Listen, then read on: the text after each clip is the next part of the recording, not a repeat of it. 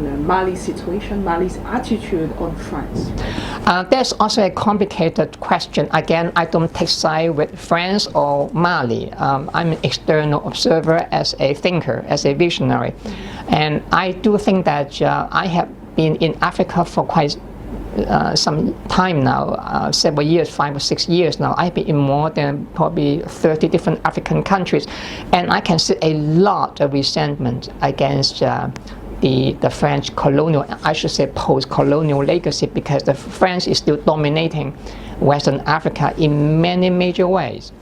And Mali, in a way, is trying to stand up. And that's why Mali does not have a good media reception in France, because Mali want to stand up and trying to get rid of the French post-colonial domination. Of course, France does not like it. And I think that the problem with the war going on, France is trying to support all those kind of governments in the region to get rid of all this kind of militancy, which is threatening the national security of Western Africa and Sub-Saharan Africa. But I think that the problem is that France has failed so far, not because they don't have the military power. They have. The problem is that the militants now are engaged in an asymmetric warfare against France. So when you go and bomb them in one area, they flee to another area. And you keep tracing it, like run and chase, this kind of warfare. But the major roots of the problem are not there, and France is not doing anything to resolve them. I'm talking about economic problem, social problem, political problems. Those are the key problems which are causing all this kind of conflicts in Western Africa. And that's why you have the coup d'etat. You have some of the authoritarian regime. I'm talking about, let's say, Mali, Guinea-Bissau, Burkina Faso, and all that. And now you have Sudan and many other places too. France is not doing anything because France is treating the region as a post-colonial destination for their own domination and control. So France is not doing that for your own benefit. France has their own interest to perpetuate that domination. On the other hand, many of the authoritarian governments, they are also doing that for their own pursuit of power too. So it's not that I side with either one. I think that both of them are a problem. But I'm just saying that what France is doing is not helping. It's making the problem even worse. Now the problem in that region is not about Mali anymore. Now it is subcontinental problem. So and the roots of the problem are still there. And France is not doing anything to solve any of those social problems, economic problems, and political problems.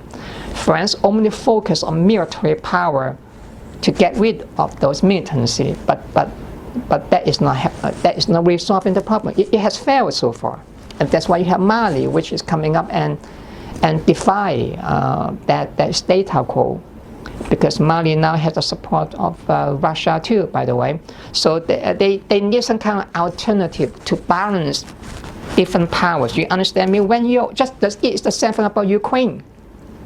The situation in Mali in some way is comparable to the situation in Ukraine. Ukraine is confronted with two dominant blocs, the Western-led alliance and the Russian one.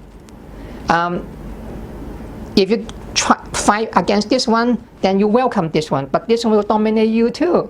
But if you get rid of this one and go to the other one will dominate too. That's the why I'm proposing that when you're weak and small, don't fight with the giants, you lose. Okay. Try to be nice to both and maximize your benefit to be nice to both. Just like Switzerland, for example.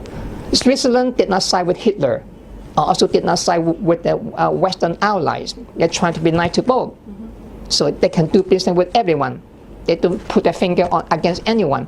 So I think that that's exactly what Ukraine should have done. But they are learning. Now they are negotiating with Russia and say, okay, we don't join NATO.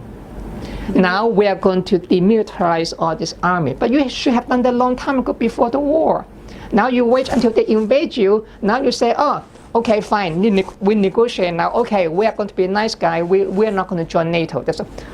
But you should have done this long time ago. Why do you wait until now? They bomb the hell out of you. Look at this, the blunder by Ukraine too. So I think that all of them are responsible. I don't think that Mali is the only one. I have been in many Western African countries. I have been in many African countries by now, almost everywhere. I see the same resentment. They really want France to leave.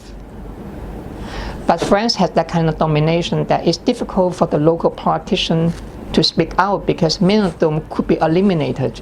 Well, it's life. I'm not saying that it's a nice thing, but I'm just trying to answer your question, what should be done? I'm saying that, look, if you have someone try to dominate you, look at the choices that you have. Either you will say, thank you to dominate me, I like it, I love it, welcome.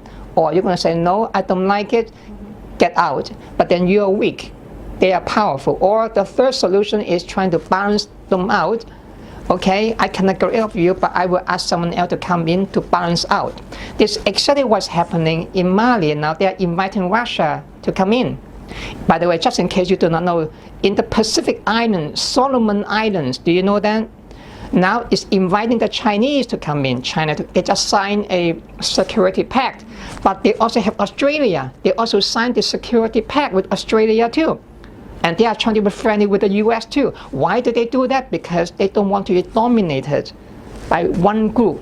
They try to be nice to all, so that if you try to bully me, I will ask the other one because I also have a security pact. If Australia come and bully me, the US come and bully me, now I have China. Or if China is going to bully me, now I have the US and Australia. You balance out. That's exactly what Mali is doing in a way. Mali said that, okay, we don't want all this kind of military bases, we don't want this kind of domination, we want Russia in. So if you are bad to us, we ask Russia to help. But then if Russia is bad to us, we come back to you. You understand me? They are balancing.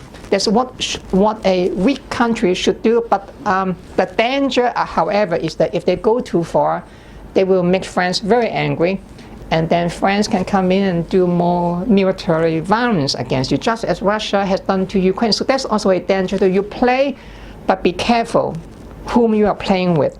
If you look at the history of Western Africa, time and again, this is not the first time you have a country like Mali to do that. Quite a number of countries have defied France, but they were eliminated in the end. They assassinate you, they will overthrow your government, they will come in and doing this and this, they will support the opposition, and then you are gone. So you have to play. That's why I said international politics can be very brutal. You want to fight? Fine. You have to fight in a very smart way. But if you fight with your emotion, you lose, because they have more power than you do. They can come in, they can overthrow you, they can bomb the hell out of you, they can assassinate, because if you overdo it, you overstretch it, they will get rid of you. There's nothing you can do. Look at Libya. Libya tried to defy Western powers for quite some time. Look at Iraq, Saddam Hussein. He tried to defy the U.S. Too in some ways. What's the name of that guy? Noriega in Panama. He tried to defy the U.S. So, and then he was get rid of. So, so when you fight in a smart way, because it's power. You go too far, they come in, they will cut you off.